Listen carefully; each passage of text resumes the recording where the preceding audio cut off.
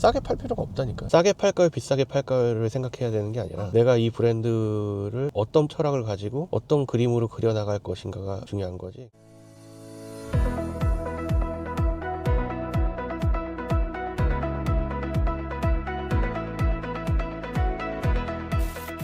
싸게 팔아야 잘 팔린다라는 생각을 가지고 있는 사람들이 꽤 많잖아요. 자신이 없으니까. 싼 대로 잘 팔리는 것도 있고 아닌 것도 있겠지만 어쨌든 자기가 자기 제품의 포지션을 결정한 거잖아요. 싼 걸로. 그리고 그 싼 거에서 경쟁도 굉장히 치열하잖아요. 비싼 거보다 훨씬 더 치열하지 않을까요? 싼 쪽에서의 경쟁이. 그러면은 그쪽에서 엄청나게 경쟁을 한다는 건 결국 자본 출혈이 계속 있다는 거고, 거기서 또 싸게 파니까 마진도 별로 없을 거고, 그리고 어쨌든 거기서 조금 잘 되더라도 자기 제품이 싼 제품으로 이미 포지셔닝이 돼 있으니까 나중에 잘 돼도 문제는 것 같은데, 가격을 올리기가 저항선이 만만치 않을 거고, 그러면 일은 열심히 하고 막 우리 뭐 되게 잘하는 것 같은데 남는 거 별로 없고, 그런 상황이 펼쳐지겠죠. 제가 생각할 때 제품을 갖다 싸게 해서 팔아보겠다는 거는 일반적인 개인 브랜드들은 더 안 좋을 것 같아요. 왜냐하면 예전에도 제가 얘기했지만 생산 단가가 비싸요. 물건을 소량 생산하기 때문에. 많이 생산할 거 뭐 몇십만 개씩 몇백만 개씩 생산할 거 아니잖아요. 그러면은 생산 단가가 너무 비싸기 때문에 싸게 판다는 거는 좀 힘들죠. 그러면 스몰 브랜드는 어떤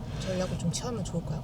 비싸게 파는 게 좋을까요? 비싸게 판다 싸게 판다 이 개념이 아니라 자기만의 그런 확고한 브랜드의 색깔과 철학과 그런 것들이 있어야 돼. 그러니까 소비자들한테 그렇게 비춰줘야 돼. 딱 봤을 때 이 제품이 뭔가 좀 다르고 유니크하고 아니면 조금 더 편리하거나 점이 있어야 돼. 그렇게 비교하면 될까요? 예를 들어서 카페 엄청 많잖아요. 음식점도 그렇고. 근데 꼭 대형 카페나 스타벅스도 엄청 잘 되지만 조그만 카페들 중에 되게 잘 되는 데들이 있어요. 걔네들은 자본 엄청 적게 들이고. 근데 어떤 특징이 있어요? 왜 잘 팔려요? 걔네들은 확실하죠. 걔네 색깔이 되게 확실하잖아요. 메뉴가 확실하던지 아니면 막 그 인테리어가 확실하던지 아니면 풍기는 분위기가 확실하던지 흘러나오는 음악이 특이하던지 뭔가 있단 말이에요. 이런 걸 잡아서 제가격 받고 팔아야 돼요. 그러니까 시장 평균가를 확 넘어서라는 얘기가 아니라 최소한 시장의 평균가 정도에는 붙어 있어야 돼.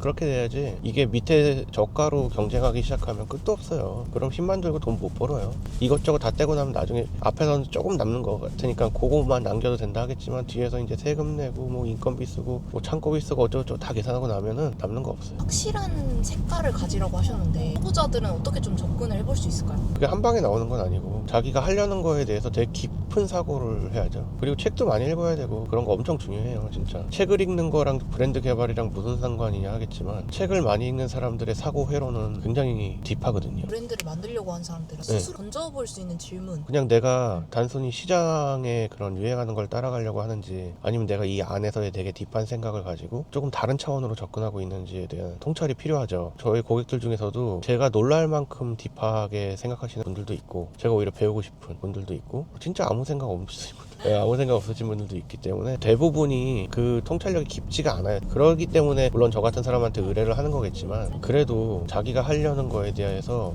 굉장히 확고한 철학이 있어야 돼요. 내가 어떤 브랜드를 만들고 어떻게 운영하겠다에 대한 확고한 철학이 있어야 이 사업이 성공해요. 철학이라는 게 되게 어려울 것 같은데. 아니요, 그렇게 어려운 걸 얘기하는 게 아니에요. 어려운 철학 이런 걸 얘기하는 게 아니라 내가 이 비즈니스에 대한 철학 같은 거 되게 중요해요. 대표님 뭐예요? 철학이 있으신가요? 저는 이제 뭐 당연히 언더독의 반란을 제 철학과 신념으로 삼았지만 그런 일을 하고 있잖아요. 이제 언더독들 도와주는 일들을 하고 있지만 자기 사업에 대해서 나는 이게 어떤 사업이고 어떻게 흘러갈 것이다 라는 거에 대한 자기가 머릿속에 그림을 그려야 되거든요. 근데 그 철학이 없으면 앞으로 어떻게 흘러갈 것인가에 대한 그림을 못 그리잖아요. 그냥 되는 대로 그때그때를 살잖아요. 그걸 그림을 전체적으로 그리면서 가야 된단 말이에요. 자기가 능동적으로 끌고 가야 돼요. 상황을 수동적으로 끌려다니면 안 돼요. 브랜드에 대한 것도 똑같아요. 언더독이라는 그 단어로 사업의 전략이나 방향이 결정되는 거예요? 그럼요. 그 한 단어로 저는 사업 방향이 결정돼 있잖아요. 저는 언더독들을 도와줘야 되기 때문에 그분들을 이렇게 도와줘서 개발해주는 사업을 하고 있는 거잖아요. 스몰 브랜드. 네, 너무 쉽지 않아요?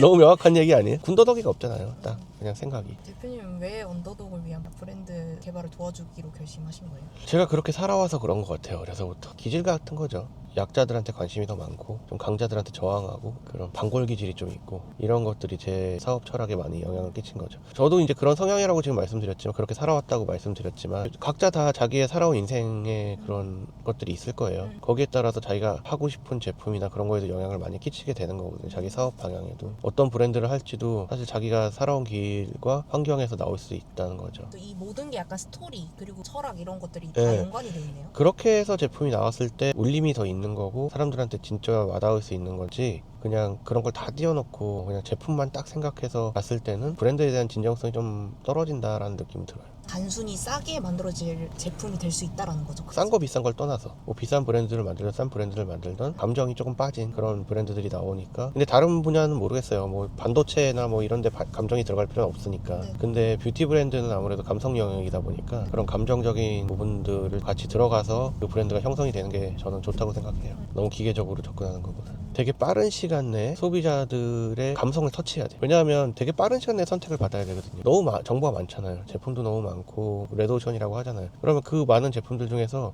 빠르게 지나가는 그 상황 속에서 한 방에 되게 0. 몇 초 만에 거의 내 제품이 선택이 돼야 된단 말이에요. 그러면은 짧은 시간 내에 선택받을 수 있을 만한 그런 비주얼을 보여줘야겠죠. 처음에 일단 멈추게 만들어야 돼요. 어떤 상황이, 그게 컨텐츠를 통해서든 디자인을 통해서든 메시지를 통해서든 일단 한 발짝 멈추게 만드는 그 자체는 그걸 보는 사람들, 소비자의 감성을 한번 터치한 거거든요. 이 작업이 딱 되면 그 다음부터는 좀 수월하죠. 그게 될 수 있는 기획을 해야 되는 거죠. 그런 감정을 터치할 수 있는 게 스토리나 철학이 될 수도 있고 네. 디자인이 될 수도 있고 네. 여러 가지예요. 그리고 카피 문구 한 줄이 될 수도 있고, 아니면 순간적으로 앞에서 딱 튀어나오는 컨텐츠의 썸네일 같은 앞에 제일 먼저 보여지는 화면이 뭔가를 딱 터치했을 때, 그때 멈추는 거죠. 거기서 안 넘어가는 거죠. 쉽게 생각하시면 돼요. 만약에 편하게 집에서 쇼츠 같은 걸 보고 있어. 근데 쇼츠에서 쭉 넘기다가 딱 멈추게 되는 쇼츠들이 있잖아요. 그거 생각하시면 돼요. 우리는 그냥 멈췄다고 생각하지만 그 안에 엄청난 많은 기법들이 숨어 있는 거죠. 멈추게 하기 위해. 그럼 좀 최근에 기획에 적용시켰던 사례가 있으세요? 현재 진행 중인 뭐 고객님이라든지. 있죠. 근데 그거는 지금 출시할 때 막 임박한 사람들 많아갖고 저는 그 비밀 유지 계약서를 다 쓰기 때문에 그 아이디어성들이라 다. 제가 항상 아쉬운 점이 제가 하고 있는 일을 얘기를 못해요. 출시되면 나중에 또 말해주세요. 네, 그럴게요. 대표님은 스몰 브랜드는 비싸게 가는 전략이 좀 더 맞다 생각하세요? 저는 오히려 좀 비싼 게 나은 것 같아요. 어차피 싸도 안 팔려요. 싸다고 팔리는 거 아니니까 확실히 자기가 아까 말했듯이 소비자의 감성을 건들 수 있는 그런 기획을 해서 제각받고 파는 게 나아요. 이것도 어떤 브랜드라고 제가 얘기하기는 좀 그렇지만 지금 웬만큼 잘 팔리고 있는 브랜드인데 그 브랜드도 스몰 브랜드들이에요. 개인이 만든 스몰 브랜드인데 제가 처음 봤을 때는 그렇게 생각했거든요. 이 브랜드 좀 대담하다. 왜냐하면 제가 봤을 때는 특이점이 없어요. 크게 팔릴 만한 이유가 없다는 거예요. 근데 가격은 또 되게 비싸. 명품 수준으로 비싸다는 게 아니라 중상이야. 이게 뭐지? 근데 결국 그 브랜드는 메시지를 정확히 잘 내보냈거든요. 제가 볼 땐 제품의 디자인, 제품의 품질 같은 경우는 그냥 쏘쏘. 근데 메시지가 정확해. 계속 일괄적으로 광고를 하더라고요. 돈 안 들이고. 돈 안 드는 광고도 잘 하더라고요. 특히 뭐 스레드 같은 데서 광고 많이 하시더라고요. 그렇게 해서 좀 비싸게 파는데 그게 너무 잘 팔려. 그러니까 싸게 팔 필요가 없다니까. 그 대표님은 내가 볼 땐 그 브랜드에 대한 철학이 되게 확실해. 내가 이걸 잘 만들었던 못 만들었던 내 철학이 확실하다 보니까 브랜드가 자신감이 있어. 이게 기세거든요. 소비자들하고도 기세 싸움이 있어요. 기세 눌러버리는 거예요. 옛날에 그런 거 있잖아요. 저 학교 다닐 때도 제 친구들 중에서 되게 못생긴 애가 있어. 근데 걔가 여자들한테 인기 제일 많아. 자신감이 엄청나. 기세 그냥 쟤는 뭔데 저렇게 자신감이 있지. 기세 눌려버리거든요. 그런 비슷한 거. 약간 그건가? 자기 브랜드에 대한 확신, 네, 확신. 그리고 내가 어떻게 끌고 가겠다는 그게 정확한 거예요, 머릿속에서. 그 확신이 있다 보니까 가격 같은 것도 자신감 있게 질러버리고 할인도 안 해요. 그러니까 싸게 팔까요, 비싸게 팔까요가 아니라 그거는 아니야. 싸게 팔까요, 비싸게 팔까요를 생각해야 되는 게 아니라 내가 이 브랜드를 어떤 철학을 가지고 어떤 그림으로 그려나갈 것인가가 중요한 거지. 가격은 받을 만큼 책정해 놓으셔도 될 것 같아요. 철학이라는 게 내가 이 브랜드를 왜 만들었는지에 대한 이유예요? 그렇죠. 그 이유도 있고 내가 이 브랜드를 어떻게 끌고 갈 것인가에 대한 머릿속의 구상 같은 게 다 철학이죠. 이 브랜드가 소비자들한테 어떤 혜택을 줄 것인가가 되게 명확해요. 제가 그런 잘하시는 대표님들 만나보거나 아니면 지금 개발하고 계신 분들 중에 잘하시는 분들은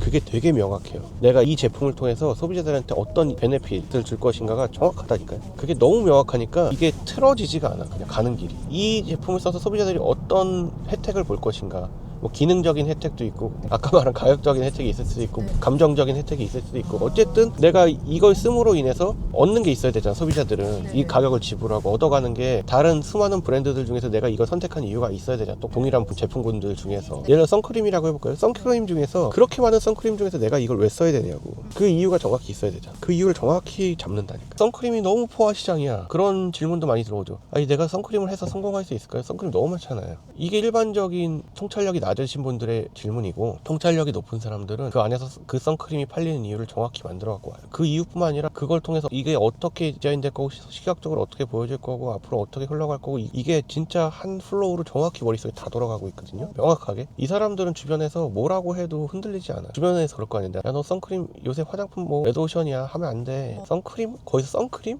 야 이거 안 돼. 선크림 지금 다 뭐 예를 들어 닥터지가 다 잡고 있어. 그렇게 얘기할 거 아니에요. 근데 전혀 흔들리지 않아. 왜냐면 나는 닥터지랑 다른데, 난 이러이러한 점이 다르고, 이 분들은 내 걸 선택해야 되는데, 내가 들어봐도 그게 합리적이야. 이렇게 만들어야 돼요. 그러면 진짜 타겟층도 명확해지고 네, 되게 명확하죠. 주변 말에 흔들리지 않게 되는 네. 그런 조건을 다 갖추는 거예요. 네, 전 절대 흔들리지 않아요. 너넨 떠들어라. 그래, 너넨 떠들어라. 나는 내가 길 간다. 나는 내가 이거 할 건데. 근데 그게 아닌 사람들은 오늘 이거 개발하겠다고 저한테 왔다가 얼마 있다 또 연락 와요. 근데 뭐 대표님 뭐 들어보니까 주변에서 이렇대요. 하면 안 돼요, 그래서. 절대로 하면 안 됩니다. 돈만 깨져요. 그냥 그만두시라고 합니다. 그러니까 되게 사소한 거에 처음에 너무 신경 안 썼으면 좋겠어요. 가격적인 문제도 그렇고 신경 써야 될 게 되게 많아요. 이걸 갖다 제가 지금 여기서 갑자기 생각은 안 나는데, 여러 가지 대표님들이 상담하고 뭐 그러다 보면은 되게 사소하게 신경 쓰는 것들이 많은데, 그걸 지금 신경 쓸 건 아니야. 일단 제일 중요한 거는 지금 제가 말했던 이 브랜드의 전반적인 브랜드의 철학과 브랜드가 나아가야 될 방향과 브랜드의 스토리와 그런 것들이 우선 정해져야 돼. 브랜드의 뇌. 네, 그렇죠. 브랜드의 뇌. 이제 잘 아시네. 맨날 주입당해서. 네, 브랜드의 뇌가 먼저 만들어지고 나서, 그러니까 소프트웨어가 먼저 장착되고 나서 하드웨어를 만들어야 되는 건데, 자꾸 하드웨어적인 측면만 생각해. 그러면 안 된다니까. 뭐가 먼저인지 알아야 돼. 그런 이제 브랜드의 뇌를, 소프트웨어를 갖다가 먼저 생각을 하시고, 그 다음에 나머지 그런 자질구레한, 어떻게 보면 제가 느끼기에는 그런 부분들을 좀 생각하시는 게 어떨까.